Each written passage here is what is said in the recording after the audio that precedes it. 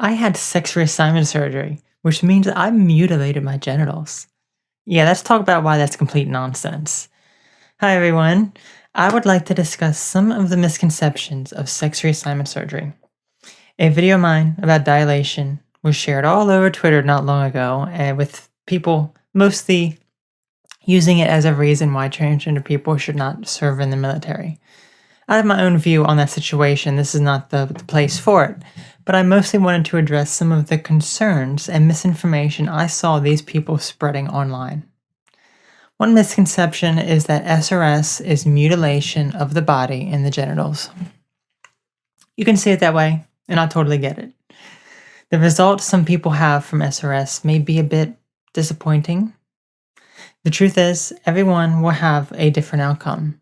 Some will look more natural, and others not so much. Even if you go to a reputable surgeon, issues can still happen. It all depends on the person. However, some people even describe it as a gaping hole. Okay, I'll admit that for some people, it can look like that, as it may not look natural. But if it makes someone happy, does it really matter what it looks like? If it's true mutilation of the body, does it matter if they want to do that to themselves? Another issue is people said you don't have sensation and cannot orgasm, and also can't lubricate. Wrong, wrong, and wrong again. This is all possible, and I experienced all of these. Lubrication is possible if you are really in the mood. This comes from the Cowper's gland, which is connected to the prostate. The prostate remains there too, which is a male organ, but it acts almost like the G-spot that a woman has. Not only that, but orgasm, while different, is much better now.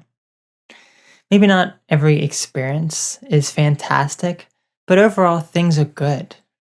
Now, I completely understand that cutting nerves will result in loss of sensation.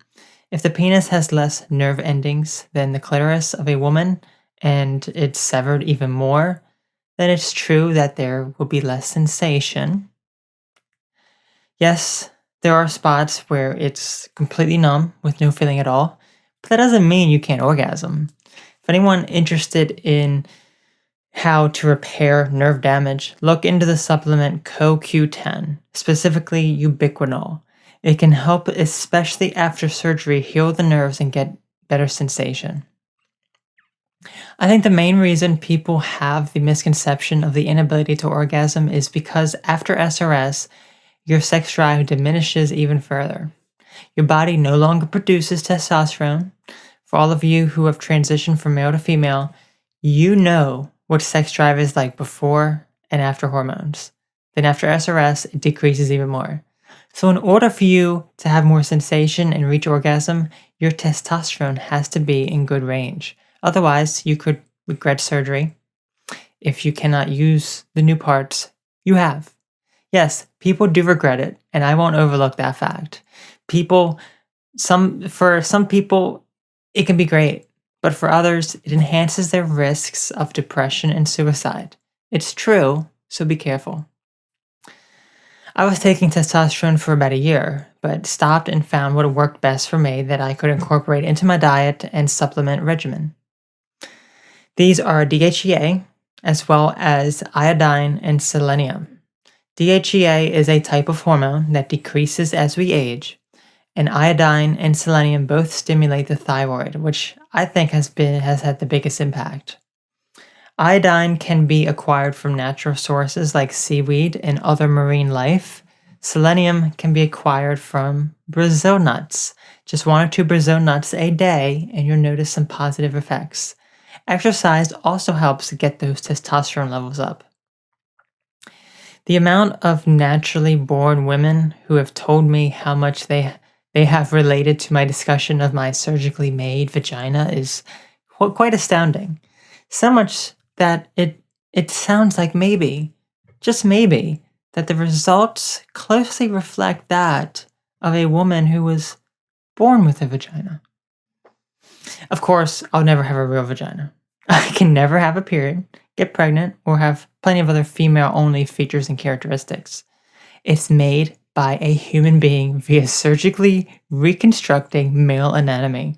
It wasn't made naturally. I'll admit it's not real, but with the amount of women who could relate, that's interesting for sure.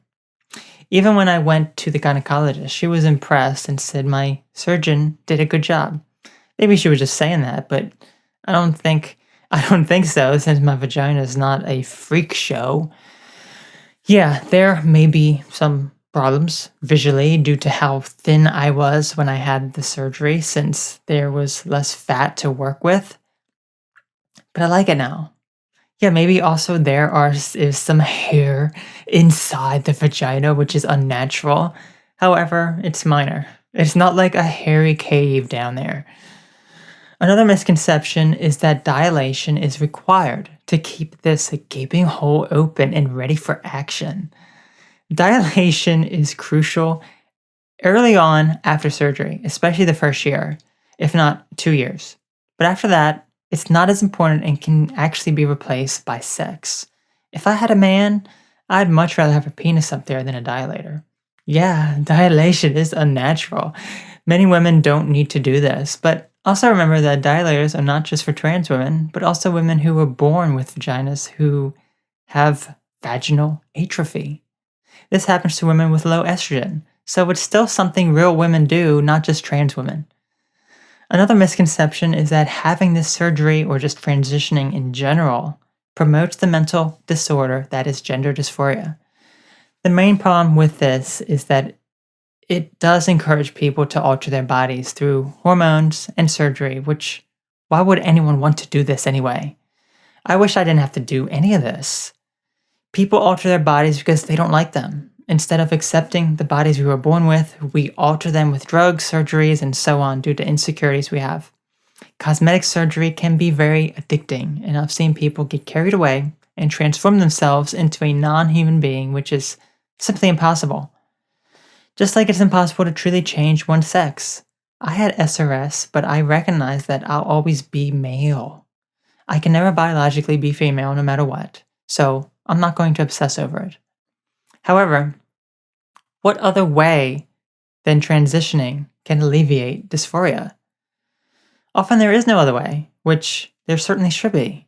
The argument people make, though, is that if someone hates their legs and wants them cut off, it's a mental illness and should not be encouraged. And they also apply this to trans people. Okay, that's a reasonable argument, but what if it's not just a mental disorder at play, but a physical condition? What if a baby was meant to be a male, but physically developed as female prior to birth? While body, mind, and spirit are all connected, it doesn't mean the body will always match the mind. Spirit doesn't know any gender, but mind and body are gendered as either male or female, so some people have to transition. The mind is more powerful than the body, so that's why we have to change the body to match the mind. Another thing I take issue with is the medical necessity of SRS. It's not necessary to be happy and live as who you really are, and neither is transitioning. You can learn to be happy and love yourself without changing anything physically.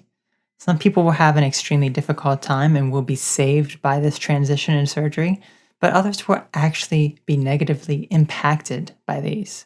So it's not necessary, but some people have a harder time with dysphoria. Another issue I have is that some people think trans women are going to be sleeping with men and never tell them that they were once a male and have a surgically made vagina. This is a tricky one to answer since I always believe one should be honest. If a trans woman is going to have sex with a man, she should always tell him. She should say, hey, as long as you're cool sticking your penis inside this gaping hole that is a penis and scrotum that's been pushed into my body to resemble a vagina, obviously it's not going to go like that. Some people won't find the humor in that statement and be offended. I don't really care. But telling someone is so important, and I simply just don't understand the people who slut it up for some action. I'm not these people, so I don't know. My best advice: find someone who loves and cares for you. Wait until you two know each other well. Then tell him you are trans. Then have sex if both of you are comfortable. What is the need to rush and have sex in one-night stands? Lastly, I just wanted to mention that any videos related to sexual reassignment surgery are often flagged as inappropriate, and I cannot make any money off them. I'm fine with that. But if you recall, I made a video not too long ago about censorship, which I'll have an annotation and a link in the description. Essentially, Google AdSense has put a violation on my account due to sexual merchandise. This affects my website currently, and if they shut my AdSense down, it'll affect all my YouTube income as well, as scant as it's become. And this video may be the final straw since it discusses sexuality and surgery. According to them, Google Ads may not be placed on adult or mature content. This includes fetish content as well as sites that promote, sell, or discuss sexual aids.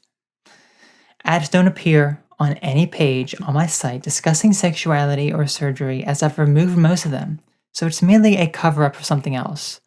The page that was in violation does talk about a sexual device, dilators, but you know what? You can call them dildos or sexual devices or whatever, but above that, they are medical devices since surgery was a medical process and I have a medical condition. I don't show off vibrators and try to sell them to you like some cheap referral code deal. Get 50% off if you use the code AutumnVagPhoto, like I've seen a few other trans people do on YouTube, which is just a disgusting way to make money from your viewers. So they've targeted me because they don't like the other content I make and are using SRS and Dilation as the excuse. This is fascinating since the video about censorship is pretty much censored and I don't make any money off of it. And more videos are seeing a sudden halt of revenue. That's why it's so important to help whatever way you can. However you can support me, I am truly grateful since it helps us continue fighting the censorship. Just by sharing my videos and spreading the message helps greatly. And if you want to donate, I am currently using Patreon and PayPal, which is in the description of all my videos. Via Patreon, you can get early access to my videos and even have your name and social media displayed on the special thanks page on my website. However you can contribute, I am so grateful for your support. Thank you. Be sure to also sign up for my free newsletter on my website to get early access to all my videos posted there. As always, the links are in the description. If you have any other input on this topic, I would love to hear it, so please feel free to leave a comment and let me know what you agree or disagree with, and or how this has helped you or someone close to you. Have a wonderful day.